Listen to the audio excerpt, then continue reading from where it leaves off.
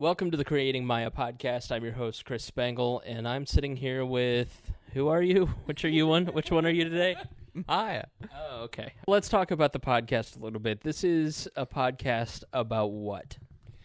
Me, basically, and the journey of a transition and going from hyper masculine male to, I'm gonna say female, but somewhere along those lines. What does that mean?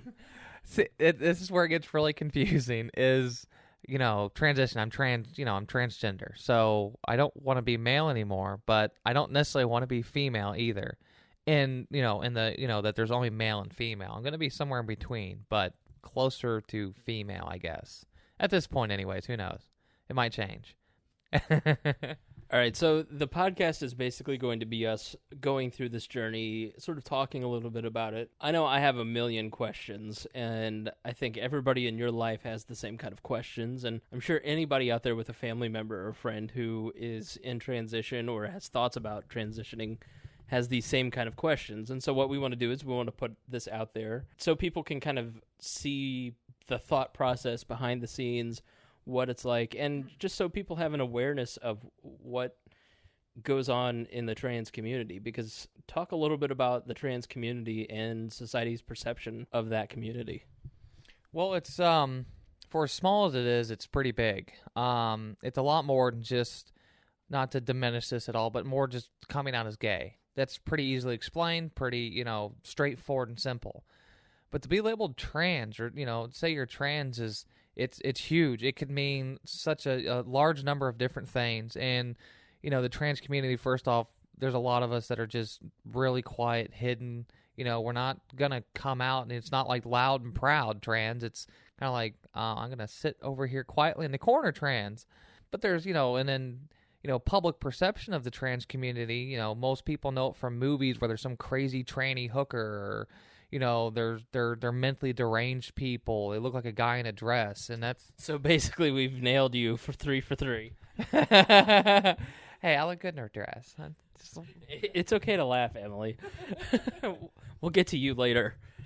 No, it's the trans community is it's very diverse. It's more diverse than I think any other one group of people, because anybody can be trans, no matter what. You can be gay and trans. You can be straight and trans. You can be asexual, pansexual. It doesn't really matter. You can be.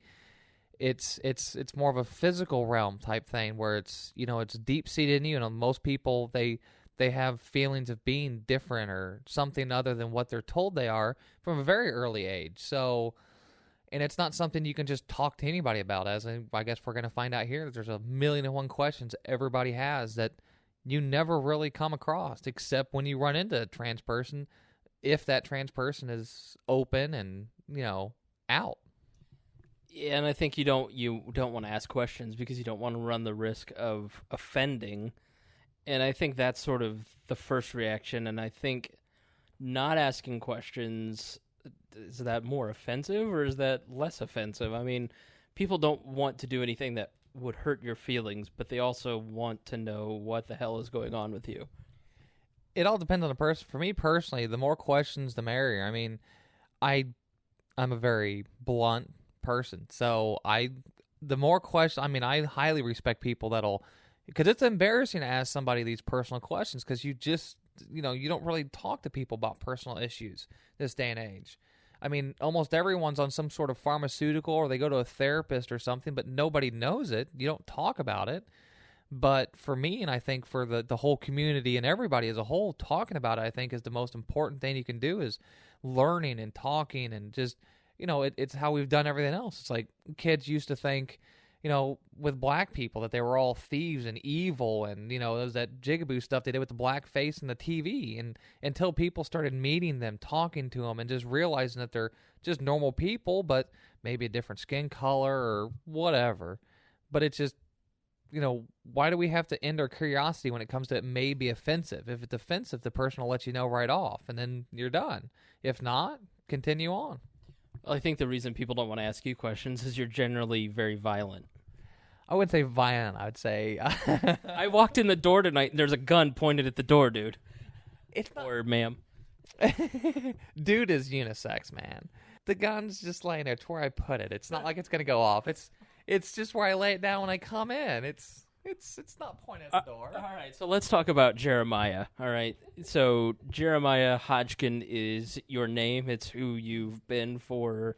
How old are you? 25. All right, 25 years, and you came out what month of 2012? March 16th of 2012. And boy, that was a fun time, right, Emily? and like, and we'll get kind of into that in future episodes.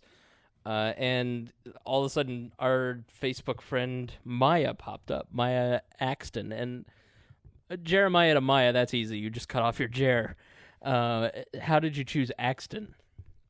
It's the last name of Hugh Axton from Atlas Shrugged, Ayn Rand's novel. And Axton's Diner. It's the professor who taught the. All right, thank you for that answer. I don't want this to get boring. Tell us who Jeremiah Hodgkin is. Oh goodness. Jeremiah Hodgkin. Born and raised in Indiana, high school graduate. Yeah. Congratulations. That seems to be an accomplishment these days. You've officially gotten to 0. Let's see here. Ex-military, security forces in the United States Air Force, guarded nukes, held guns every day. Scary, scary thought. Yes, I know. Yeah, divorced, was married for 3 years to a nymphomatic whore. Her name's Sarah Hodgkin. So we're going hardcore on the first episode, huh? Hey, you know, I like the truth. The truth is a good thing. I'm gonna just keep going with it. I've known Jeremiah since 2008, 2009, and Jeremiah has always been a very, not lately, but before, I would say angry, violent, wildly destructive, or at least like to talk about those sorts of things. And I guess when you came out, it sort of made sense why you had sort of that pent-up rage. There was just something about you that was like, that dude is angry. And so it all sort of made sense, and you've become a much happier person. Talk a little bit about who Jeremiah is/was, and whether it is or was, and also, you know, a little bit about how when you discovered, or have you always known that you didn't want to be Jeremiah necessarily? It's kind of all the same question. Is that the question, who is Jeremiah? Well, it depends on what time period you're talking about.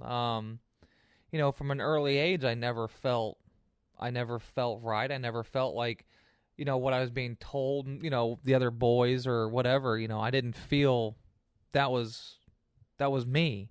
But I hid it. I just pushed those feelings away and just, you know, continued on. So since I never felt comfortable with myself, I reinvented myself over and over and over again, from playing football, construction, you know, just a little bit of everything. I constantly reinvented myself. I hid anything that could ever be perceived as feminine or not super masculine. And, you know, I constantly hid. So growing up and everything else, I pushed away all emotions. I pushed away just anything I could that could possibly let me slip up. And so I became a very angry, very violent person, because it's the only emotions I allow myself to have, to feel, to interact with, which, you know, it digs you in a big black hole and it keeps sucking you in. It's not easy to get out of that. It becomes a lifestyle. And it's the exact opposite of enjoying life. And you get stuck in it. You know, things finally got to a head, and, you know, that's kind of when I decided, you know, let's stop doing this shit and be true to myself and come out. We're going to take the 50,000 view in the first episode here. I don't know how often we're going to do this. I don't know, you know, how many episodes they're going to be. It's, in my mind, going to be ongoing. We're just sort of doing a first episode here. So we're going to delve into all of this. But talk about coming out, you know, and the nerves that go along with that, and people's response to that. And then after that, we'll talk a little bit about who Miah is now. Okay, well, coming out it was kind of an odd time thing. It was a really deep, dark time where I was at, and I was having some trouble here and there, but I made a Facebook post and was basically like, I'm coming out. I didn't put any deep thought into it. It just happened, and it was a great decision, but it didn't, instantly turn everything into, golden rainbows and unicorns. It took some time, but the initial reaction was mixed. Some people weren't surprised, because before, the year previous to that, I'd really gotten involved with the Libertarian Party and some campaigns, and I was introduced to a little bit more of the LGBT community than I ever have been before. So I felt a little bit more open, and kind of played around with some things. But afterwards, maybe we won't get into that. Nothing bad. I carried a man purse. So coming out, I got a lot of mixed reactions. So I got some positive, some negative, a couple death threats. People. Death threats from who? I'm not going to ever say their names, but would they be somebody that I know?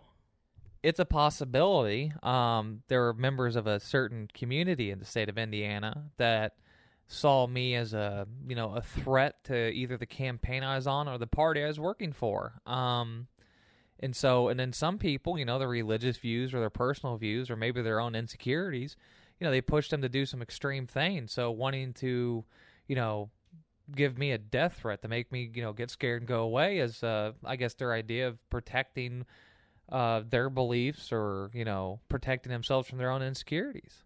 I kind of knew. I didn't know specifically what was going on, but I knew there was something going on, and I kind of suspected that maybe that's what it was, that you were thinking about transitioning at some point. So it wasn't that surprising, but it certainly was a lot to process because you know this person for 2 or 3 years, and they're your friend, but they're super male. They're super masculine. Everything has to do with guns and, not even like the Man Show type maleness with like beer and titties, but like, I'm going to climb a mountain, then I'm going to shoot a goat and crawl inside of its carcass for warmth. Like that kind of like weird maleness, like just that vibe. And so it was sort of hard to process. I was just kind of like, all right, whatever, dude, or not, dude. I support you. I'm good with it. But I mean, I had a million questions, and I really haven't even asked any up until this point. I mean, did people come to you and did they say, "All right, what?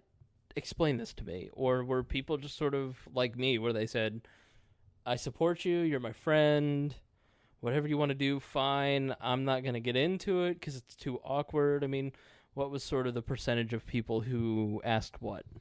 There was very, very few people that asked what, but that's not really unexpected because, around the time I met you, I was in a completely, new group of friends. I mean, I move around a lot, and I let people go a lot. So most of my old friends that, I had had for 10, 15 years, or my old military friends or anything else, those people they don't know who I am anymore. I don't keep in contact with them.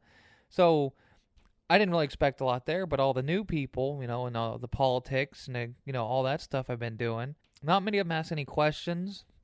I did get a lot of support, but not a lot of questions. I think people were just like, well, we'll see what happens next. And people, I get a little comments here and there from people or text or whatever on Facebook when I make a post or an update or something. And so I know people have been following it. I know people are curious, and I think they're waiting to see if I ever answer their questions. I'm not sure I'll ever get that many upfront, straight up questions, but. And I know a lot of people who are in that group who are just waiting for you to outgrow the phase. Well, a lot of people think this can be a phase, and, knowing me, considering I go through so many different ones, that's even my parents question that, like, is this just a phase? And I thought maybe it could have been. I was ordering prescriptions online. I took those for a little while, and that was a fun time, let me tell you, folks. Yeah, don't self-medicate. It's the worst idea ever. So I ended up going to a therapist, and I wanted to make sure this was the right thing to do, that this is really what I wanted to do, and there's no question in my mind that it is who I am and what I'm going to do. I mean, I've been on hormones now for just 2 months now. So, I mean, that's still reversible. It's not that long, but I mean, your breasts look amazing, though. I wish. I mean, and if it is a phase and you go from female back to male, at least you have a great set of cans to play with, right? That's a that's a plus. It could always be viewed as a plus. A lot of people think it's a phase, but nobody goes through a phase like this and puts himself out there like I have for just a phase. This is, I mean, even if it was a phase or a joke or whatever else, I'd never be able to live this down. So A joke. I mean, a phase is like you go to Applebee's 4 nights a week, you know? Like, I go through phases where I watch Duck Dynasty every night of the week. Like, that's a phase. This is like, you don't come out and say, I'm going to become a woman. I mean, so, like, I always just tell those people, like, would you ever go out and declare yourself in transition to the opposite sex? And they go, no. I go, so then he's probably pretty serious about it. So talk about who Miah is now. I mean, we're 4 days away from Christmas. You've been out since March, and you've been on hormones and seeing therapists for the last couple months, you've said. So, like, where are you kind of at? I mean, is it, like, do you create this new persona, or is it just you're discovering who you really are? I mean, does that make sense? Like, I always kind of felt like the Jeremiah that I knew was a character, because nobody could be that angry. Nobody could be that, walking around yelling, happiness is just a false construct of society, and which is an actual statement, by the way. No, it was friendship, wasn't it? Yeah. We're driving Evan home one night, and all of a sudden, man, you're my friend, and you just scream at me, friendship is a false construct of society. I'm like, well, then I guess you're not my friend, asshole. Like, I always felt like that was kind of a character. And I remember saying to you at one point, quit playing a character. Just be who you really are. I mean, is that sort of where you're at now? Yeah, it's a fun little process of figuring out who I am and who's my character, who's my, I got to shed the whole chameleon thing where I just picked up things and made up shit. And, it's interesting. I mean, there's still a lot of Jeremiah, I guess, still here. I mean, there's a lot of my likes, my dislikes. I mean, I love guns because the military. I mean, I have a deep respect for them. I still, anarchy for the win. I still love chainsaws and cutting down trees. It's just how I see them, why I like them, and just come to realization that I'm not angry. I've been, I guess, I don't know how, I guess it's kind of weird, practicing emotions. Because I've never really let myself feel them before. So it's not, I'm not, the name of my website or whatever is creating Miah. Well, not necessarily creating, becoming, finding, or not necessarily that. It's basically destroying Jeremiah. A forest needs to, burn down every once in a while for, new trees, new plants and all that. So that's basically, I'm starting a forest fire on Jeremiah. And that was the deepest thought I've ever heard you have. Stick around, it gets worse. Oh, God. You will learn to, I mean, this place, if you know Jeremiah, and I would assume everybody listening to this podcast, the first one, they probably know you. It's probably Travis and Jesse and Evan. And his place looks exactly like you think it looks. It's political posters, it's stocks of food, Ron Paul books, V for Vendetta posters. Like, there's absolutely nothing feminine about this place, and Emily lives here. Like, what is wrong with you? It's like, too much to talk about. So you live, and you and I actually live in the same apartment complex. And thank you for not dropping by the way. Oh, you're welcome. Because I hate that. So you live with Emily. Would you like to categorize your relationship with Emily? Just imagine the happiest, longest-lasting married couple you've ever seen. Remove the marriage. Oh, my God. No, just imagine the happiest married couple you've ever seen, and that's basically how we interact and live together. I mean, we've been in and out of friendships and relationships with each other for the better part of our lives. So we've both changed a lot in the past 5 years. We're both growing together. So we don't, we're still in a kind of in-between place, but for the most part, I mean, we love each other just as much as any two people could. It's just how we choose to present that relationship and practice it might be a tad bit off to some people's perception, but yeah. Homo. Just kidding. That was very sweet. I mean, people, I think, sort of have gone, are they a couple? Like, people will come up to me and they'll go, are Emily and Jeremiah together, or are they just friends? I'm like, I don't even know. I mean, we really didn't even have any absolute concrete confirmation until I think you guys moved in here together, and then there were a couple telltale signs. I mean, why is it not, like, you're even uncomfortable talking about it? I think the tension went up about 14 degrees when I asked that question. Why? Because we've tried things before. We've been in different places before, and it's kind of fallen apart or whatever. We've both been in serious relationships before, and I don't think either of us want to go through that same shit over and over again. Where there's the guy and the girl, and then, we have to argue and bicker because that's what everyone seems to do all the time. And we're very happy with how we have things set up right now. And we've talked about, and we're open to the idea of things being different in the future, or, less or more. And, we're, like I said, we're both changing right now. So I got married I was just turned 18. And I saw, that was horrible. Yeah. You referenced her earlier in the show. But the idea behind getting, married young, and, we're both in our mid-20s. I mean, I'm just now restarting my life, and Emily's starting to really build hers. So we don't need to do anything in particular, and we're both kind of weird. So how we interact it's very healthy for us. We're very happy, but it might not be normal by most standards. So at what point did you tell her or come out to her, or had she just always known that there's this part of you that you don't really talk about? She's probably one of the first people I've ever told that ever knew anything. When? So probably sophomore year, high school. So that's when we first met and became friends, and yeah, so... Hey, you want to hang out? By the way, I want to be transgendered. Like, that's sort of... No, not necessarily like that. I mean, I didn't really know what the hell I was talking about or thinking about back then. That was a really weird time, but I just switched over to a new high school, and I was making new friends, and so it was, Emily's always been one of those people, and anyone that knows Emily can attest to this, that she's a very kind person, and you want to just tell her everything. You want to sit down and just talk to her and watch her laugh and smile, and she's always been like that. So I don't remember things that well, but I could see, anyone could see in her at any point in time that she's just a kind, caring person, and so you'll open up to her, and I think that's what I did. What are the kind of questions that people ask of both of you as a couple? I mean, I asked Emily at dinner last night, do you get questions like, why don't you settle down with a banker and have 2.5 kids and a dog and a cat and a white picket fence?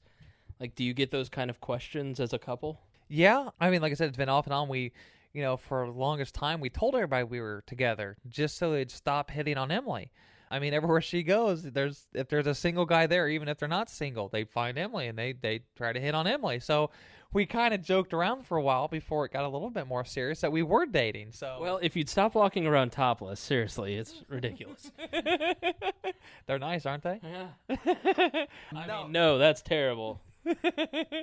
No, so we get a couple questions here and there, but usually when we're out, I mean, when we go out together places, it's just us and it's not a public event. But when, for the past year and a half, the public events we've gone to have been for politics. We're working. So she's doing her thing, I'm doing my thing, and we don't really interact a whole lot because, well, we're both busy. So, that hadn't come up a lot, but I expect in the future with, more social events we go to together and we're not working them, I think we'll end up getting a lot of new questions. All right, so we're almost to a half hour, and that's what we're going to try and shoot for these.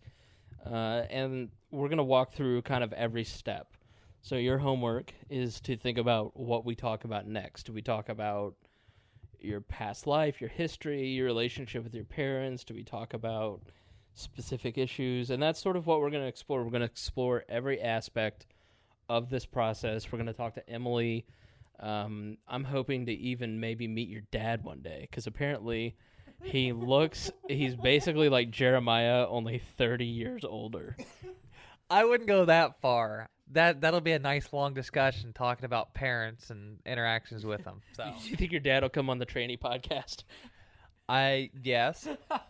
He's a very people see him as a very cruel, manly man. He basically gave off the vibe that I did, except he's the nicest person on the face of the planet. So he's been very open to everything. He doesn't necessarily get it, but he's been very open and kind about it, and I'm pretty sure he'd probably come on here. What about your mom? My stepmother, yes. I haven't talked to my biological mother for about 9 years. Well, there's a whole show. What about Emily's family? I mean, they know. So we'll make that 2 shows. Let's see here. Her family's never really liked me.